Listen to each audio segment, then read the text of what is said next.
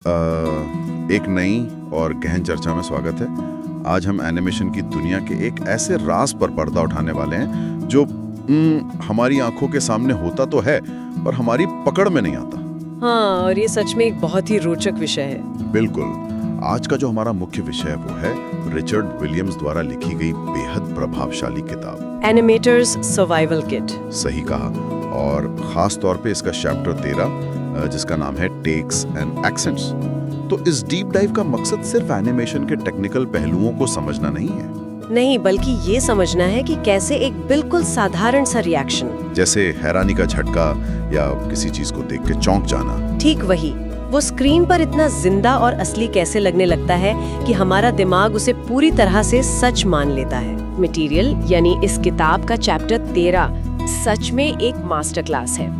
और मैं इसको इस तरह से देखती हूँ कि ये सिर्फ इसलिए महत्वपूर्ण नहीं है क्योंकि इसमें ड्राइंग बनाने के नियम हैं। इसकी असली अहमियत इसमें है कि ये हमें ह्यूमन परसेप्शन के बारे में बताता है। मतलब हमारा दिमाग और हमारी आंखें कैसे काम करती हैं, कैसे एक छोटा सा मूवमेंट या फ्रेम रेट का एक मामूली सा बदलाव हमारी आंखों को छलने और दिमाग को प्रभावित करने की ताकत रखता है। सही बात है। एनिमेशन सिर्फ चित्र बनाने का नाम नहीं है, ये समय और गति को इस तरह से नियंत्रित करने की कला है जो सीधे ह्यूमन साइकोलॉजी से जुड़ती है। बिल्कुल। इस चैप्टर में जिन बारीकियों का जिक्र है वो बताती हैं कि एक इतना छोटा हिस्सा जिसे कोई कॉन्शियसली देख भी नहीं पाता, वो पूरे अनुभव को कैसे बदल देता है। तो शुरुआत करते हैं किताब में दिए गए एक बेसिक कॉन्सेप्ट से। आखिर एक टेक होता क्या है? एनिमेशन की भाषा में टेक उस रिएक्शन को कहते हैं जब कोई कैरेक्टर कुछ हैरान करने वाला दिखता है। हाँ, और किताब में इसका एक बेसिक पैटर्न समझाया गया है जो 3 हिस्सों में बटा होता है। पहला हिस्सा है एंटिसिपेट करना, यानी कैरेक्टर का पूरा शरीर थोड़ा नीचे की तरफ जाता है जैसे कोई स्प्रिंग दब रही हो। और दूसरा हिस्सा है एक्सेंट, यानी एक अचानक ऊपर की तरफ लगने वाला झटका या एक्सट्रीम पोजीशन। सही कहा। और तीसरा हिस्सा है सेटल होना, जहां कैरेक्टर एक स्थिर पोजीशन में वापस आता है। तो नीचे जाना, ऊपर उछलना और फिर रुक जाना। सुनने में ये एक सिंपल फिजिक्स का नियम लगता है, पर इसका पूरा असर इस बात पर निर्भर करता है कि इसमें समय कितना लग रहा है। और यहीं पर टाइमिंग का सबसे बड़ा अंतर सामने आता है। ये टाइमिंग ही तय करती है कि एक रिएक्शन स्मूथ लगेगा या अचानक झटके वाला। अगर पुराने डिज्नी स्टाइल टाइमिंग की बात की जाए तो ये पूरा प्रोसेस करीब 1 सेकंड के 2/3 हिस्से में पूरा होता है, यानी 2/3 ऑफ अ सेकंड। हाँ, इसमें एनिमेटर एक स्पेसिफिक टेक्निक यूज करते हैं। कैरेक्टर पहले 2-2 फ्रेम्स पर नीचे जाता है, जिसे डाउन ऑन टूज कहते हैं, और फिर अचानक एक फ्रेम पर ऊपर आता है, जिसे अप ऑन वंस कहा जाता है। पर अगर इसी पैटर्न को वार्नर ब्रोस स्टाइल के पुराने शॉट्स में देखा जाए, जैसे बग्स बनी या गाफी डक के कार्टून्स में, तो वहाँ ये और भी तेज होता है। वहाँ ये पूरा प्रोसेस ठीक आधे सेकंड से थोड़ा ही ज्यादा समय लेता है। एक फ्रेम से दूसरे फ्रेम पर अचानक पॉप करना यानी अचानक उछलना, इन दोनों स्टाइल्स में एक अलग ही कैरेक्टर डालता है। रुकिए, इन फ्रेम्स की कैलकुलेशन को थोड़ा और ध्यान से देखते हैं, क्योंकि यहाँ पर एक ऐसी बात है जो किसी को भी चौंकाने के लिए काफी है। किताब बताती है कि जो एक्सेंट होता है, यानी कैरेक्टर जब सबसे एक्सट्रीम पोजीशन पर होता है, हाँ, जब उसकी आंखें सबसे बड़ी होती हैं और मुंह पूरा खुला होता है, वो पोजीशन स्क्रीन पर सिर्फ 2 फ्रेम्स के लिए रहती है। अब अगर मैथ किया जाए तो फिल्म आमतौर पर 24 फ्रेम्स पर सेकंड पर चलती है। इसका मतलब है कि वो एक्सट्रीम रिएक्शन स्क्रीन पर सिर्फ 1 सेकंड के 12वें हिस्से के लिए रहता है, यानी 1/12 ऑफ अ सेकंड। कमाल की बात है ना? क्या किसी की आंखें सच में इतनी तेजी से किसी चीज को रजिस्टर कर सकती हैं? ये तो पलक झपकने से भी तेज है। बिल्कुल। यहाँ जो सबसे आकर्षक बात है वो ये है कि हम उस 2 फ्रेम वाले एक्सेंट को असल में अपनी आंखों से देखते ही नहीं है। हमारी आंखें उसे उतनी तेजी से पढ़कर प्रोसेस ही नहीं कर सकती। तो फिर क्या होता है? दरअसल लोग उसे सिर्फ महसूस करते हैं। इसको ऐसे समझिए जैसे किसी को अचानक से एक हल्का सा इलेक्ट्रिक शॉक लगा हो। एक झंझनाहट सी महसूस होती है और फिर वो तुरंत गायब हो जाता है। जो पोजीशन असल में पढ़ी जाती है या जिसे दिमाग कॉन्शियसली पकड़ पाता है, वो उस एक्सेंट के ठीक बाद आने वाली सेटल पोजीशन होती है। मतलब वो 2 फ्रेम्स दिमाग में एक सबकॉन्शियस असर छोड़ते हैं और सेटल पोजीशन उस असर को एक ठोस आकार देती है। अगर वो 2 फ्रेम्स वहां ना हो तो सेटल पोजीशन बिल्कुल नकली और बेजान लगेगी। सही कहा। मतलब दिखाया कुछ और जा रहा है और दिमाग उसे प्रोसेस किसी और तरीके से कर रहा है। ये अपने आप में एक इल्यूजन है। और इस इल्यूजन को मेंटेन रखने के लिए एक और रूल का जिक्र रिचर्ड विलियम्स करते हैं। किताब में डिज्नी के लेजेंडरी एनिमेटर मिल्ट कॉहल का एक बहुत मशहूर कोट है। वो कहते थे, I keep the same amount of meat in a take, यानी एक टेक में मीट या वजन की मात्रा उतनी रहनी चाहिए। ये एक बहुत जरूरी कॉन्सेप्ट है। अगर इसको एक फिजिकल एनालॉजी से समझा जाए तो मान लीजिए एक पानी से भरा गुब्बारा है।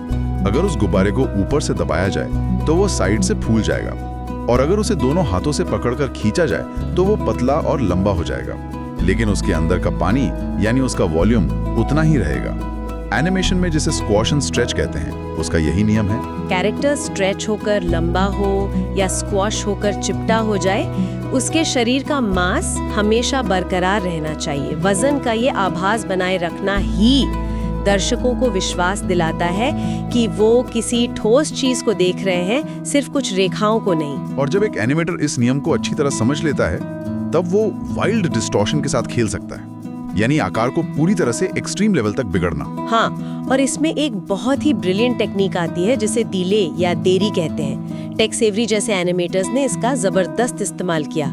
वो करते ये थे कि जब कैरेक्टर हैरानी से अचानक ऊपर की तरफ उछलता है तो उसका सर और पैर तो अपनी नई जगह पर चले जाते हैं, लेकिन उसका पेट यानी टॉर्सो वो 2 से 4 फ्रेम्स तक पुरानी जगह पर ही रुका रहता है। इसका मतलब सर हवा में है, पैर जमीन छोड़ चुके हैं, पर पेट अभी भी वहीं नीचे है। ये तो फिजिक्स के बिल्कुल खिलाफ है।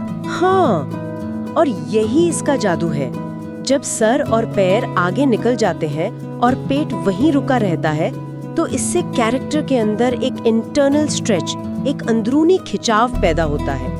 कुछ फ्रेम्स के बाद पेट अचानक से स्नैप करके अपनी नई जगह पर आता है। जबरदस्त। ये छोटे छोटे डिलेज और उनका एक साथ मिलजुल कर आने वाला क्यूमुलेटिव असर ही उन वाइल्ड टेक्स को इतना अनोखा बनाता है। लोग इस अजीब आकार को डिटेल में नोटिस नहीं करते, वो सिर्फ उस इंटरनल खिंचाव की एनर्जी को महसूस करते हैं। ये एनिमेशन को ऑर्गेनिक बनाता है, क्योंकि रियल लाइफ में भी शरीर का हर हिस्सा एक साथ एक ही स्पीड से मूव नहीं करता। पर अगर शरीर का अलग अलग हिस्सा डीले के साथ मूव कर रहा है, तो जब वो कैरेक्टर वापस सेटल होता है तब क्या होता है? क्या वो अचानक पत्थर की तरह रुक जाता है? नहीं, बिल्कुल नहीं। यहाँ पर बात सच में बहुत दिलचस्प हो जाती है, क्योंकि किताब में एक और महान एनिमेटर आर्ट बैबिट की टेक्निक्स को समझाया गया है। वो एक एम्बेलिशिंग डिवाइस का इस्तेमाल करते थे जो इन रिएक्शंस को और चमकदार बना देता है। जब कैरेक्टर अपनी हैरानी के बाद सेटल होने लगता है तो वो तुरंत फ्रीज नहीं होता। अगर सीन में थोड़ा समय बचा है तो कैरेक्टर अपने हाथों को एक फिगर 8 यानी अंग्रेजी नंबर 8 के आकार में बहुत तेजी से घुमाता है। पर इसमें ट्विस्ट ये है कि दोनों हाथ एक दूसरे के ऑपोजिट घूमते हैं और बायां हाथ दाएं हाथ के मुकाबले थोड़ी देरी से शुरू होता है। इस छोटी सी डिले की वजह से एक अजीब सी चाहत, घबराहट और हड़बड़ी एक साथ नजर आती है, जैसे चार्ली चैपलिन अपनी फिल्मों में जब चौंककर अपनी टोपी को हवा में उछालते थे और फिर उस गिरते हुए हाथ को तुरंत वापस पकड़कर पहन लेते थे। वो एक क्योटिक पर कंट्रोल्ड मूवमेंट होता था। ठीक वही। आर्ट बैबिट की ये फिगर 8 वाली तकनीक असल में एक बड़े प्रिंसिपल को दर्शाती है, जिसे एक्स्ट्रा ब्रेकडाउन कहा जा सकता है। अगर एनिमेशन को एक फ्लिप बुक की तरह सोचा जाए तो एक्सट्रीम पोजीशंस वो मेन पन्ने हैं जहां एक्शन शुरू और खत्म होता है, और ब्रेकडाउन वो इंटरमीडिएट पन्ना है जो ये तय करता है कि एक एक्सट्रीम से दूसरे एक्सट्रीम तक जाने का रास्ता कैसा होगा। क्या वो सीधे जाएगा या घूमकर जाएगा? हाँ, किताब एक उदाहरण देती है जहां एक कैरेक्टर जोर से चिल्लाता है वाह। अगर कैरेक्टर बस नीचे एंटिसिपेट करे और फिर सीधा ऊपर एक्सट्रीम झटके में चिल्लाए तो एक्शन तो कंप्लीट हो जाएगा, लेकिन उसमें वो वाइटैलिटी या ऊर्जा नहीं आएगी। तो इस एक्स्ट्रा ब्रेकडाउन का रोल क्या होता है उस चिल्लाने वाले सीन में? एनिमेटर उसमें एक एक्स्ट्रा मोमेंटरी पोजीशन डाल देते हैं। जब कैरेक्टर नीचे जाता है तो ठीक उसके बाद सिर्फ एक फ्रेम के लिए वो थोड़ा और ऊपर देखता है, उसके सर का झुकाव थोड़ा अलग होता है और फिर अगले ही फ्रेम में वो अपनी सबसे एक्सट्रीम पोजीशन में स्नैप करता है। ये जो एक अकेला एक्स्ट्रा फ्रेम है, ये पूरे मूवमेंट का कैरेक्टर बदल देता है। ये एक अनएक्सपेक्टेड कंट्रास्ट पैदा करता है, जिससे लगता है कि कैरेक्टर सच में अपने कंट्रोल से बाहर हो गया है। वो एक छोटा सा फ्रेम उस पूरे एक्शन में इतना चेंज लाता है कि रिएक्शन मैकेनिकली परफेक्ट होने के बजाय बायोलॉजिकली रियल लगने लगता है। लेकिन एक छोटा सा सवाल यहाँ दिमाग में आता है, ये सारे एनिमेशन के नियम और फॉर्मूलाज जिनकी बात हो रही है, एंटिसिपेट करना, स्ट्रेच करना, 2 फ्रेम का एक्सटेंड देना, क्या एक बेहतरीन रिएक्शन के लिए हमेशा इन फॉर्मूलाज का पालन करना जरूरी है? ये एक बहुत ही वैलिड पॉइंट है और रिचर्ड विलियम्स इस किताब में खुद इन रूल्स को तोड़ने का उदाहरण देते हैं। एनिमेशन कन्वेंशन जरूरी हैं, पर वो कोई पत्थर की लकीर नहीं है। इसको समझाने के लिए वो लाइव एक्शन फिल्म से बैसिल राथबोन का एक सटीक उदाहरण देते हैं। अच्छा, बैसिल राथबोन एक फिल्म में विलेन का किरदार निभा रहे थे। एक सीन में वो स्क्रीन के बिल्कुल बीचों बीच खड़े हैं और अचानक उन्हें एक ऐसी खबर मिलती है जो उन्हें अंदर तक हिला देती है। अब किसी भी एनिमेशन फॉर्मूला के हिसाब से यहाँ एक बड़ी एंटिसिपेशन, एक लंबा स्ट्रेच्ड एक्सेंट और फिर सेटल होना चाहिए था। हाँ, रूल बुक के हिसाब से तो उन्हें पहले नीचे दबना चाहिए था और फिर जोर से ऊपर आना चाहिए था। ठीक वही, लेकिन लाइव एक्शन में वहाँ ऐसा कुछ नहीं होता। उनके रिएक्शन में जीरो एंटिसिपेशन है। उनका सर बस एक छोटा पर बेहद तेज झटका लेता है, एक शार्प मूव अप और ठीक उसी जगह वापस आ जाता है, हल्के से कुशन करते हुए। जिंदगी हमेशा बनाए गए एनिमेशन फॉर्मूलाज पर नहीं चलती। बिल्कुल नहीं। एक आम इंसान का रिएक्शन उस फॉर्मूलेक झटके से बिल्कुल अलग और कंस्ट्रेन में हो सकता है, और फिर भी वो स्क्रीन पर सबसे पावरफुल इम्पैक्ट डाल सकता है। कभी-कभी रिस्ट्रेंट यानी अपने एक्शन को रोक के रखना एग्जैजरेशन से ज्यादा इफेक्टिव होता है। बैसिल राथबोन वाला ये लाइव एक्शन उदाहरण इन फ्रेम्स और टाइमिंग की बारीकियों को एक नए नजरिए से देखने पर मजबूर करता है। जब इतने छोटे समय की बात हो रही है, तो आखिर ह्यूमन ब्रेन को किसी मूवमेंट या एक्सेंट को रीड करने के लिए कम से कम कितना वक्त चाहिए? इस पर किताब में दो महान दिग्गजों के बीच एक दिलचस्प चर्चा मिलती है। टेक्स एवरी, जिनकी टाइमिंग हमेशा बहुत स्नैपी और अग्रेसिव होती थी, उनका मानना था कि किसी भी एक्सेंट को पढ़ने के लिए कम से कम 5 फ्रेम्स होने चाहिए। 5 फ्रेम्स। और दूसरी तरफ वहीं लेखक रिचर्ड विलियम्स का अपना अनुभव कहता था कि इसके लिए 6 फ्रेम्स की जरूरत होती है। अब लोग सोच सकते हैं कि 5 और 6 फ्रेम्स में आखिर क्या ही फर्क होगा, लेकिन एनिमेशन में वक्त को नापने की तकनीक इतनी ही माइक्रो लेवल पर होती है। 1 सेकंड के 5वें या 6ठे हिस्से पर इन कलाकारों की डिबेट चलती है, क्योंकि एक अकेला फ्रेम पूरे रिएक्शन की क्लैरिटी को बना या बिगाड़ सकता है। ये प्रिसीजन ही इस क्राफ्ट की जान है, और यही माइक्रो मेजरमेंट हमें इस चैप्टर के आखिरी और सबसे क्रिटिकल कॉन्सेप्ट की तरफ ले जाती है, हार्ड एक्सेंट और सॉफ्ट एक्सेंट का अंतर। ये पूरे एक्शन का मूड बदल देता है ना। हाँ। रिएक्शन की टाइमिंग सिर्फ ये तय नहीं करती कि वो कितनी जल्दी होगा, बल्कि ये तय करती है कि उसकी प्रकृति, उसका टेक्सचर कैसा होगा। वो झटका सख्त है या नरम। किताब ने इसको क्लियर करने के लिए एक फिजिकल एनालॉजी दी है जो बिल्कुल परफेक्टली फिट बैठती है। हार्ड एक्सेंट को ऐसे विजुअलाइज करना चाहिए जैसे एक लोहे का हथौड़ा, एक स्टील हैमर किसी निहाई या एनुअल पर जोर से लगा हो। जब हथौड़ा टकराता है तो वो उस पर चिपक नहीं जाता, वो तुरंत बाउंस बैक करता है, पीछे की तरफ उछलता है। और फिजिक्स का एक रोचक नियम देखिए, आवाज ठीक उस टकराव के 1 फ्रेम बाद आती है। विजुअल हिट पहले, साउंड बाद में। इसको एक्शन से जोड़ा जाए तो जब एक कैरेक्टर स्क्रीन पर कराटी किक मारता है और उसका पैर झटके से वापस आता है, या जब कोई बंदूक चलाता है और गोली के फोर्स से उसका कंधा रिकॉइल होता है, ये सब हार्ड एक्सेंट के परफेक्ट उदाहरण है। इसमें एक इम्पैक्ट होता है, एक ठोस टकराव होता है और तुरंत एक रिकॉइल होता है। दर्शक उस फोर्स को विसरल लेवल पर महसूस करता है। पर अगर सॉफ्ट एक्शन को देखा जाए तो वहां कोई रिकॉइल या बाउंस बैक नहीं होता। सॉफ्ट एक्शन का रूल है कि वो आगे बढ़ता रहता है, कीप्स ऑन गोइंग। इसके लिए एक ऑर्केस्ट्रा कंडक्टर का उदाहरण सबसे सटीक है। जब एक कंडक्टर वॉल्स के टेम्पो में अपने हाथ को घुमा रहा होता है, तो एक्सेंट उस पल होता है जब उनका हाथ नीचे आता है, पर हाथ उस पॉइंट पर पत्थर की तरह रुकता नहीं है। वो उसी मोमेंटम को कैरी करता है, हल्के से नरमी के साथ आगे की तरफ सरकता है और धीरे धीरे स्थिर होता है। इस टेक्निक को एनिमेशन की भाषा में कुशन करना कहते हैं। गति है, ऊर्जा है, पर टकराव नहीं है। एक्शन अपने क्लाइमैक्स पॉइंट को स्मूथ तरीके से क्रॉस करके आगे निकल जाता है। और इन एक्सेंट्स का असर सिर्फ शरीर के फिजिकल मूवमेंट्स तक ही रुकता नहीं है। ये चीज कैरेक्टर्स के डायलॉग्स पर भी उतनी ही लागू होती है। एनिमेशन में शरीर की लैंग्वेज और जुबान से निकले शब्द एक ही संचय में काम करते हैं। बिल्कुल।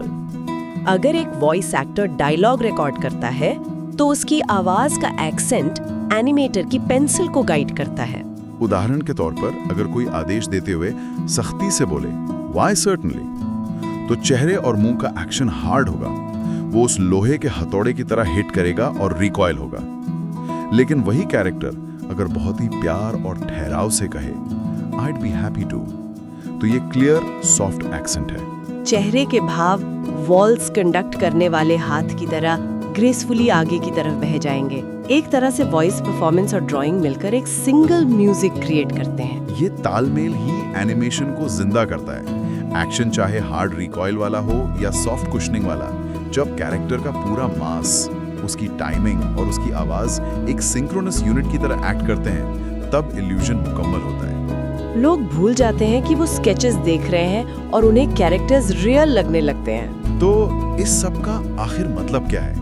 स्क्वॉश एंड स्ट्रेच की फिजिक्स, फ्रेम्स की माइक्रो कैलकुलेशंस, ब्रेकडाउन्स का रोल और हार्ड या सॉफ्ट एक्सेंट्स का असर। आम दर्शकों के लिए इन टेक्निकल डिटेल्स को समझना क्यों जरूरी है? जब इस पूरे एनालिसिस को एक जगह रखा जाता है तो एक सच्चाई साफ दिखाई देती है।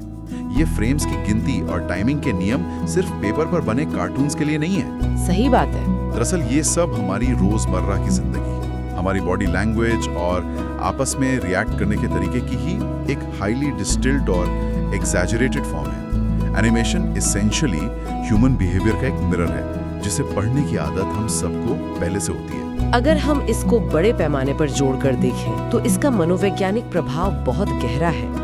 पिछले कई दशकों से फिल्म और कार्टून्स के जरिए इन्हीं स्पेसिफिक बारीकियों ने हमारे सबकॉन्शियस माइंड को गहराई से प्रोग्राम किया है।